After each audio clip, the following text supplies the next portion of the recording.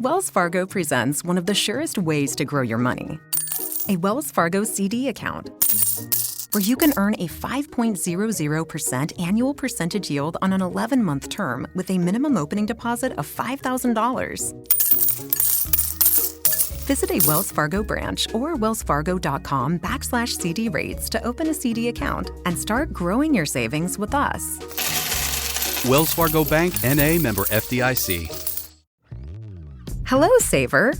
Whether you're saving for that trip to the tropics or saving for an emergency, now is the time to take advantage of Wells Fargo's savings options. Wells Fargo offers savings accounts that can help you save towards your goals. So, what are you saving for? Visit a Wells Fargo branch or wellsfargo.com/save to open a savings account today. Wells Fargo Bank, N.A., member FDIC. This is SpaceTime, Series 25, Episode 110, for broadcast on the 17th of October 2022. Coming up on SpaceTime, scientists change the orbit of a celestial object for the first time in history. Astronomers have just detected a record-breaking gamma-ray burst, and NASA's planet-hunting TESS spacecraft placed into safe mode following a sudden computer glitch. All that and more coming up on SpaceTime. Welcome to SpaceTime with Stuart Gary.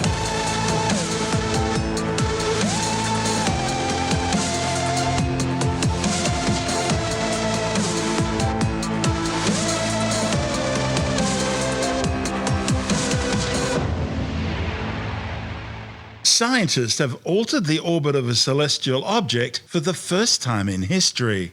Observations using an array of ground and space-based telescopes have confirmed that the impact of NASA's DART spacecraft into the asteroid Dimorphos successfully changed the 160-metre-wide moonlet's orbit around its host asteroid Didymos. Prior to the collision, Dimorphos took 11 hours and 55 minutes to complete one orbit around the 780-metre-wide Didymos. But following DART's impact, Dimorphos' orbit around Didymos was cut by some 32 minutes, shortening it down to 11 hours and 23 minutes. Astronomers say this measurement has a margin of uncertainty of approximately plus or minus 2 minutes, but it still far exceeds the 1% or 10 minutes scientists were hoping for. Before its encounter, NASA defined a minimum successful orbital period change around Didymos of 73 seconds or greater. But the early data suggests DART surpassed that minimum benchmark by more than 25 times.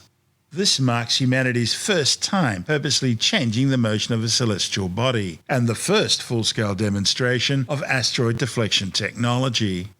DART took 9 months to travel the 11 million kilometres to rendezvous with its target. NASA Administrator Bill Nelson says the mission is a watershed moment in planetary defence and shows how NASA's trying to protect the Earth from whatever the universe throws at us. Meanwhile, the director of NASA's Planetary Science Division, Laurie Glaze, described the result as an important step towards understanding the full effect of DART's impact with its target asteroid. Now, as the new data comes in day by day, astronomers will be able to better understand and assess whether and how a mission like DART could be used in the future to help protect planet Earth from a collision with a large asteroid heading directly towards us. The investigative team is still acquiring data from ground-based observations around the world. They're updating the periodicity measurements with frequent observations in order to improve its precision. Focus now is shifting towards measuring the efficiency of momentum transfer from DART's roughly 22,530 km/h collision with its target. This includes further analysis of the ejector, the many tons of asteroidal rock displaced and launched into space by the impact. Turns out the recoil from this blast debris has substantially enhanced DART's push against Dimorphos. It's acting a little bit like a jet of air streaming out of a balloon, sending the balloon in the opposite direction. To successfully understand the effect of this recoil from the ejector, more information on the asteroid's physical properties, such as the characteristics of its surface and how strong or weak it is, will be needed. These issues are still being investigated. Astronomers will continue studying imagery of Dimorphos from DART's terminal approach and from the Italian Space Agency's Lycia Cube, the light Italian CubeSat for imaging of asteroids. This will help approximate the asteroid's mass and shape. Roughly 4 years from now, the European Space Agency's Hera mission is also planned to conduct detailed surveys of both Dimorphos and Didymos, with a special focus on the crater left by DART's collision and a precise measurement of Dimorphos's mass. Professor Stephen Tingay from Curtin University says that by any measure, the DART mission has been a tremendous success. The idea of deflecting an asteroid for planetary defense has been around for a long time, and it's even inspired numerous science fiction disaster movies. But now the engineering and science have caught up. Tingay says if in the future an asteroid's found to be on a collision course with the Earth and astronomers have enough warning, a next-generation mission based on DART experience could well save the Earth and humanity from significant losses. Pretty ambitious mission run by NASA with the involvement of the Italian Space Agency. They launched the mission, the spacecraft, back in November. The object of the mission was to collide the spacecraft with an asteroid in an attempt to change its trajectory. And this was the very first test of planetary defense techniques. That is, what you see in the movies, redirect an asteroid so that it doesn't hit the Earth. So this asteroid had no chance of coming anywhere near the Earth, but it was a test of the technique so that in the future, if there was some chance of an asteroid impact, we basically now have proven techniques to attempt to avoid that. The orbit was changed. It was changed by sort of 32 minutes, which is an enormous change. So well above the thresholds for success and, a really spectacular demonstration of the technique.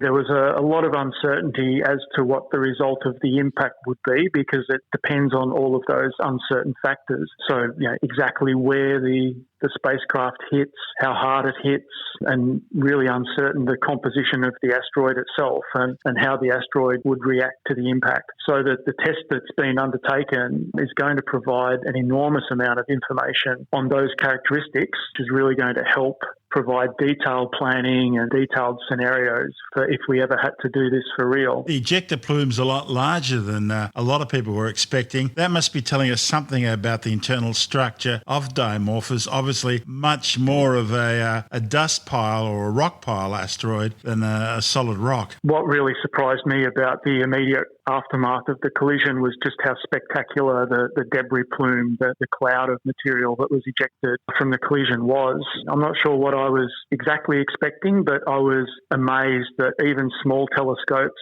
from Earth could observe and pick up the enormous plume of debris that was produced by the impact. It was absolutely astonishing. There are some incredible videos from relatively small telescopes that observed the event. That was an enormous cloud of debris that was ejected. And it actually ended up acting a bit like a gun that has a recoil. So the ejector were thrown out in one direction, and that actually, the conservation of momentum means that the asteroid itself goes in the other direction. So that was, I guess, from my point of view, a little bit unexpected. And it does show that this particular asteroid, and probably many asteroids, are a fairly loosely aggregated small rocks and large rocks and dust, and pretty loosely held together. That debris cloud has evolved into a quite long tail that is now following the asteroid through the solar system. This is an asteroid pair which isn't a threat to Earth right now, but they still are near-Earth asteroids, and they've got lots of friends out there as well. I think the latest count is, 30,000 near-Earth asteroids? There are a lot of asteroids, and they vary in size and therefore would vary in their impact if they ever hit the Earth. Happily, the types of asteroids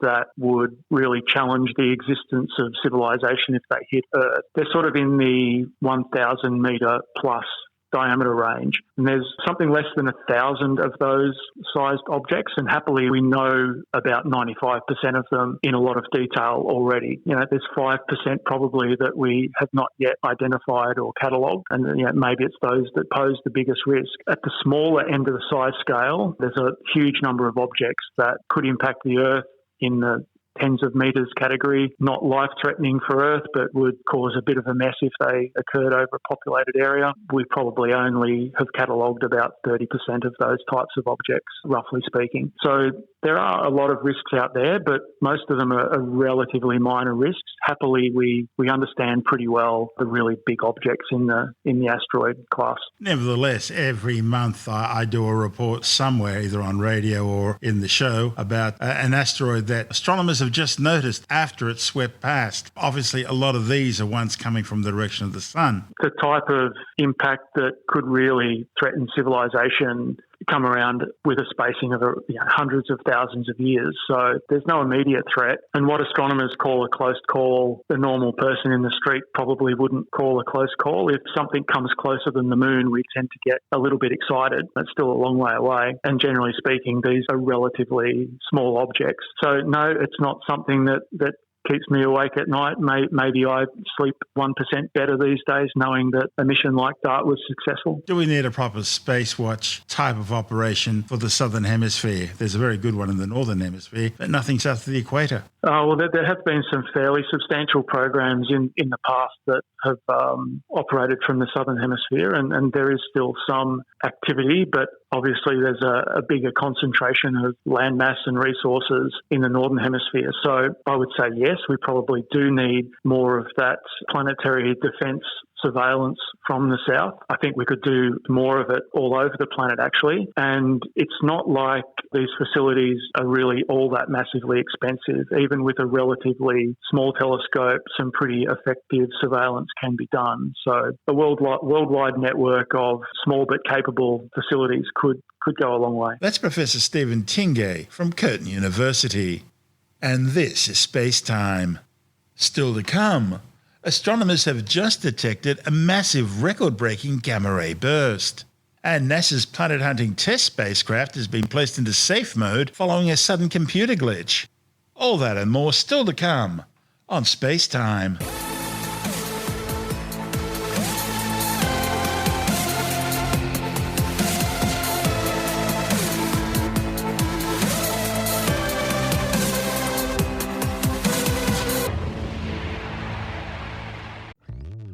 Hello, Saver.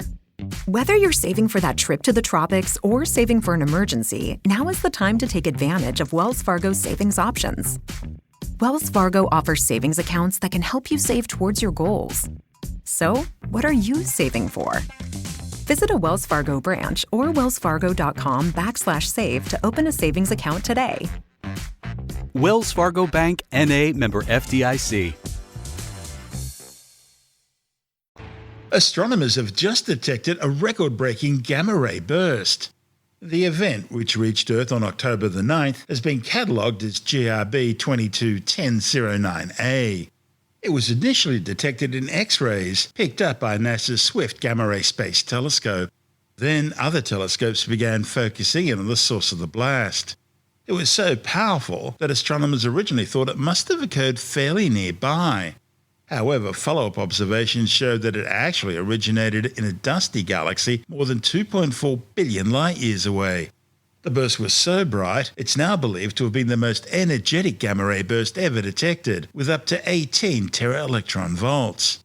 Gemma Anderson from Curtin University's node of the International Center for Radio Astronomy Research says while its closeness makes it appear to be brighter than it really is, it's still possibly the most intrinsically bright gamma-ray burst ever seen. Astronomers are now training their telescopes on the burst's location to study the evolution of this blast and its afterglow across as many electromagnetic wavelengths as possible in order to better understand the event. Gamma-ray bursts are the most powerful explosions in the universe since the Big Bang 13.82 billion years ago. These blasts release as much energy in a few seconds as the Sun will produce in 10 billion years. Short-period gamma-ray bursts, which are less than around 2 seconds, make up roughly 30% of all gamma-ray bursts, are hypothesized to be produced by the merger of two neutron stars in a close binary system. As they crash into each other, they produce a kilonova and transform into a stellar mass black hole. Long-period gamma-ray bursts, usually lasting more than about 2 seconds, make up the other 70% of all gamma-ray bursts. They're hypothesized to be generated by the core collapse death of the universe's largest stars, in what are termed a hypernova or a superluminous supernova. These either mark the birth of a stellar mass black hole or a highly magnetized neutron star called a magnetar. This is SpaceTime. Still to come, NASA's planet-hunting TESS spacecraft placed into safe mode following a computer glitch, Rocket Lab sets a new launch record, And later in the science report, researchers in Melbourne have taught a dish of living human and mouse brain cells to play pong. All that and more still to come on SpaceTime.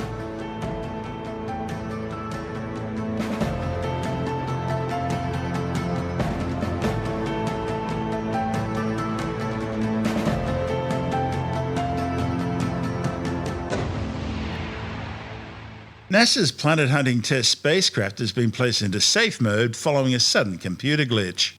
Mission managers say TESS unexpectedly went into safe mode, halting its observations following a reset of the spacecraft's flight computer. They say the probe is stable and observations yet to be transmitted to Earth appear to be safe. TESS circles the Earth in a highly elongated orbit, relaying data only when nearest to the Earth. The Transiting Exoplanet Survey Satellite, or TESS mission, was launched in 2018 as a follow-up to the Kepler spacecraft, hunting for planets orbiting stars beyond our solar system. TESS searches for planets using the transit method, looking for a regular dip in light coming from a star, that dip possibly being caused by a planet passing or transiting in front of that star as seen from TESS's position in space. Originally designed to operate for 2 years, TESS has continued to survey the skies, identifying over 250 confirmed exoplanets and detecting thousands of candidate worlds, all adding to science's now 5,000-strong list of exoplanets. Rocket Lab has broken its annual launch record, carrying out its 8th mission this year. The company's previous record was set in 2020 when it undertook 7 launches in a single calendar year. The It Goes Up From Here night launch saw the Electron rocket blast into the sky from Pad B at Launch Complex 1 on the Mahia Peninsula of New Zealand's North Island east coast. The mission was Rocket Lab's 31st Electron launch overall, with the company having undertaken a launch every month since April. The It Goes Up From Here mission for General Atomics Electromagnetic Systems carried the Gazelle satellite loaded with the Argos 4 Advanced Data Collection payload. That's an international Earth observation collaboration payload between several United States government departments, including NOAA, the National Oceanographic and Atmospheric Administration, NASA, and the French space agency, TESS. Okay, all stations, we are go for out of sequence start. LD is go for launch. LD Shadow, confirm go for launch. Confirm go for launch. Vehicles on internal power. AFTS is green and enabled for flight. LOX load complete. LOX system in research. All helium anti-gas rings disabled. Stage 1, Stage 2, press for flight. High flow engine purge enabled. Deluge activated. 10, 9, 8, 7, 6, 5, 4, 3, ignition. 2, 1, liftoff.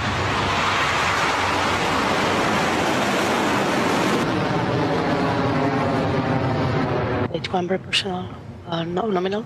T plus 38 seconds and our 31st Electron has lifted off from the pad at Rocket Lab Launch Complex 1. Electron is powering its way to orbit for General Atomics.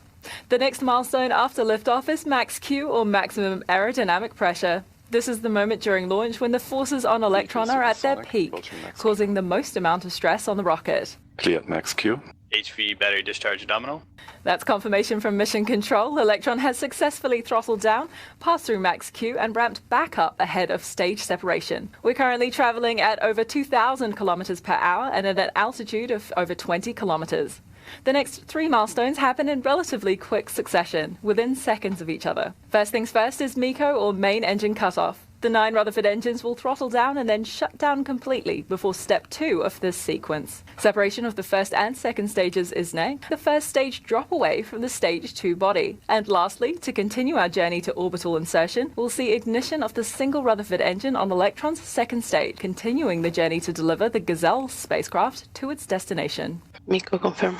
Stage separation successful. Stage 2 ignition. We've had successful MECO, separation, and stage 2 ignition. Now that we've passed through the harshest part of Earth's atmosphere, we no longer need to protect the payloads, so we can eject the fairing halves to save some mass. Fairing has successfully ejected. Stage 2 is continuing nominally with its General Atomics payload to orbit. The vehicle is currently at over 120 kilometers of altitude and reaching speeds of more than 8,500 kilometers per hour. Guidance is nominal. Stage 2 propulsion is nominal. Everything is looking great at the start of our Stage 2 burn. Electron powers through space at over 9,000 kilometers per hour. Those propellant levels depleting slowly, with about 76% of liquid oxygen and 75% of RP1 kerosene remaining. Those familiar with our 3D printed engines will know that Rutherford engines use batteries to power their propellant pump. But, much like anything that runs on batteries, that power source gets depleted, and soon a fresh battery is required to keep things going. The process of switching out this power source mid-flight is what we call the battery hot swap. Stage 2 propulsion still nominal. Hot swap successful. And battery hot swap is confirmed, where we switched out the depleted batteries from feeding the Rutherford pumps on the second stage engine with a new one. The pumps are driven by an electric motor which provides fuel and oxidizer to the combustion chamber, spinning at a rate of over 42,000 RPM. The Stage 2 engine is powering the General Atomics payload to its destination orbit at 750 kilometers above Earth at an inclination of 98 degrees, the Sun Synchronous Orbit, or SSO. This allows the satellite to be positioned over the same location on Earth at the same solar time every day. We're well above the Kármán line now and on our way to orbit. The vehicle with payload is healthy, currently traveling at speeds of over 18,000 kilometers per hour and at an altitude of over 290 kilometers. Our first mission from LC-2 in Wallops, Virginia is slated for the end of this year, and we're all very excited to baptize our third launch pad in fire from those 9 Rutherford engines. A quick update from Mission Control for our 31st Electron mission. It all goes up from here. Electron is cruising at a speed of over 22,000 kilometers per hour, and it's in an altitude of just over 300 kilometers. With just a 10% LOX remaining and 10% RP1 remaining, we're coming up on SECO or second engine cutoff ahead of kick stage separation. Guidance on tonal, 27 seconds remaining. SECO confirm. Nominal transfer orbit. Stage 3 separation confirmed. Much like main engine cutoff, the Stage 2 Rutherford has now throttled down before the stage separates from the kick stage as it continues on to payload deployment in the next 40 minutes or so. Stage 2 and the kick stage now have separated. The kick stage will now enter what we call a coast phase. For the next 45 minutes or so, the kick stage will be in an elliptical orbit around Earth before the Curie engine ignites and raises the kick stage's perigee to put us in a circular Sun synchronous orbit. From here, we'll deploy General Atomics' Gazelle satellite. Argos 4 joins a network of other Argos payloads now in orbit designed to collect data to provide scientists with a better understanding of Earth's physical and biological environment. This includes the planet's weather and climate, its biodiversity and ecosystems, as well as assist with maritime security, offshore pollution, and humanitarian assistance. Rocket Lab remains on track to continue its monthly launch cadence for the rest of the year, with missions scheduled to continue to launch from New Zealand, as well as the inaugural mission from the new Launch Complex 2 at NASA's Wallops Island Flight Facility on the Virginian mid-Atlantic coast. This is SpaceTime.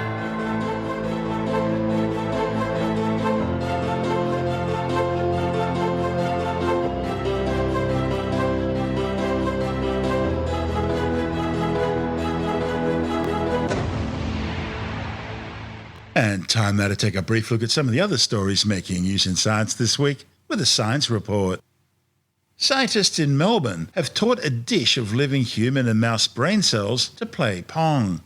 The dish, containing some 800,000 neurons linked to a computer, were provided with electrical stimulation and feedback as they learnt, changing their firing patterns to respond to a virtual ball based on the tennis-like arcade game. The authors say their neurons took just 5 minutes to learn how to play Pong using a shared language of electrical stimulation. Interestingly, they used less and less energy as they got better at the 1970s era video game, being less likely to be aced and having longer rallies. A report in the journal Neuron says this type of computer interface with neurons in a dish will be useful for studying the underlying principles of neural circuit function. The authors say the research shows that they can interact with living biological neurons in such a way that compels them to modify their neural activity. The authors next plan to see how alcohol and drugs affect their dish brain, as they're calling it, by getting them drunk and then seeing if they end up playing Pong more poorly. The first COVID-19 vaccines designed to target Omicron are now being rolled out across Australia. The new Moderna vaccine comprises mRNA from the original COVID-19 variant as well as the Omicron BA.1. Those over 18 who have not had their recommended booster doses can choose this new vaccine. It's likely to be the first of many bivalent vaccines, with others, including one targeting Omicron BA.4 and BA.5, still under consideration for approval in Australia. So far, almost 6.9 million people have been killed by the COVID-19 coronavirus since it was first detected near China's Wuhan Institute of Virology around September 2019. However, the World Health Organization says the true death toll is now likely to be over 15 million, with almost 620 million confirmed cases globally, while the Lancet Commission, a panel of world-leading experts in policy and disease management, estimates that around 18 million people have now died because of COVID-19. The United Nations says the Earth's population will officially reach 8 billion people on November the 15th, 2022. That's just a month from now. On that day, Australia's population will be at 26 million, Papua New Guinea at 9 million, New Zealand at 5 million, and the rest of the Pacific and Oceania region at 4 million. Meanwhile, the North American continent's population will have reached 602 million, dominated by the United States with 335 million, Mexico with 132 million, and Canada with 39 million. Across the big pond in Europe, the population next month will hit 750 million people. That's more than twice the size of the United States. A century ago, Europe's population was around 30% of the world's total. Now it's less than 10%.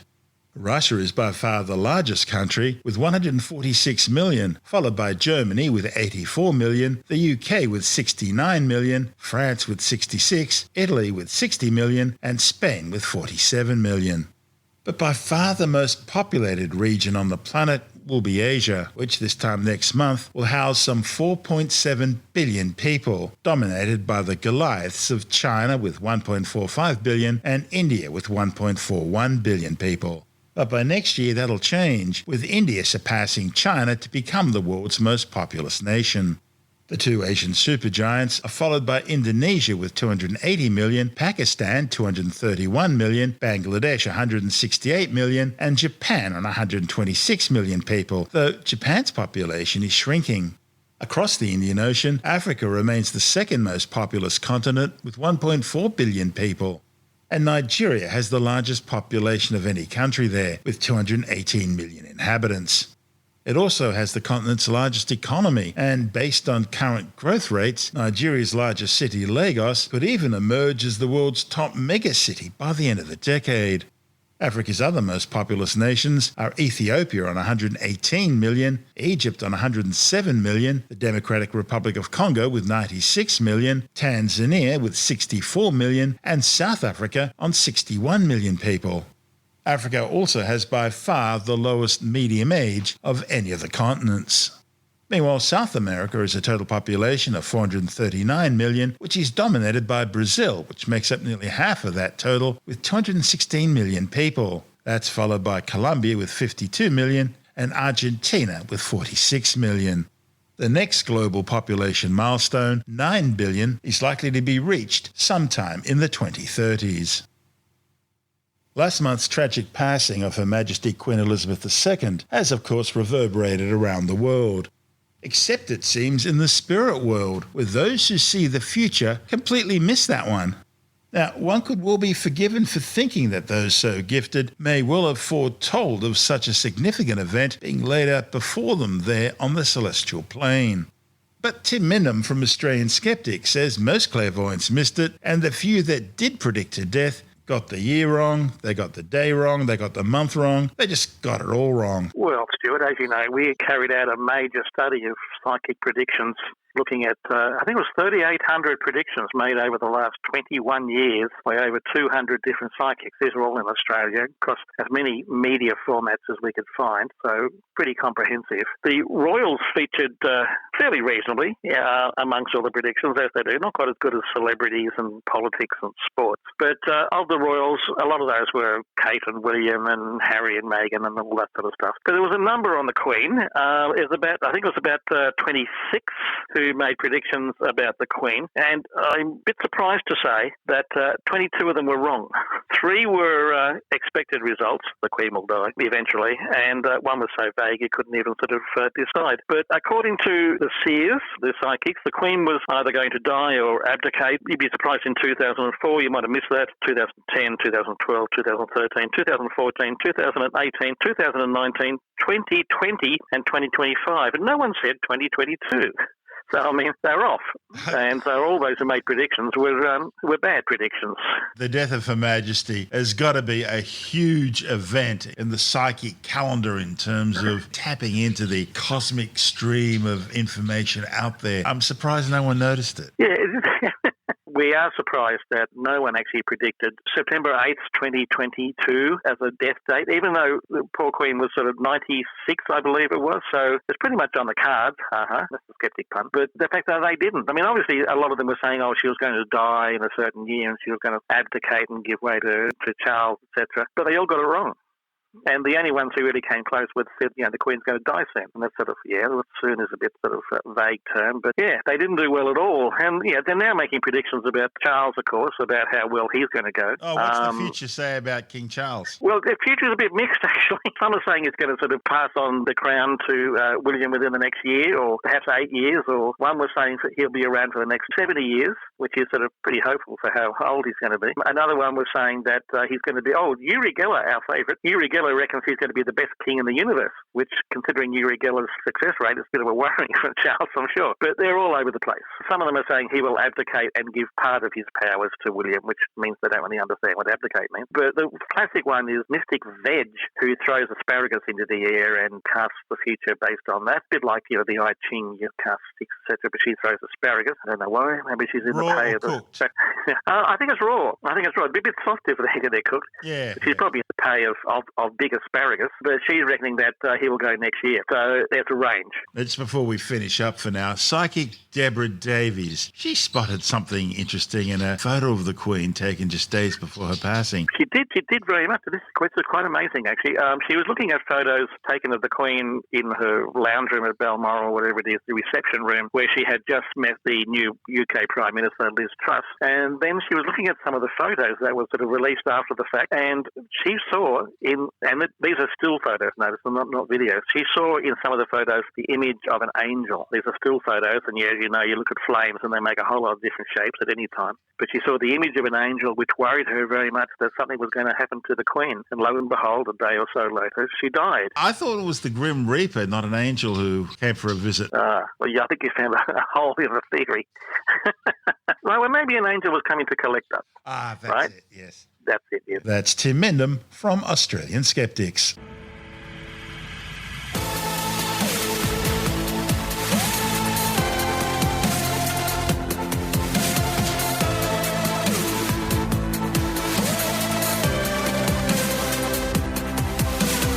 And that's the show for now.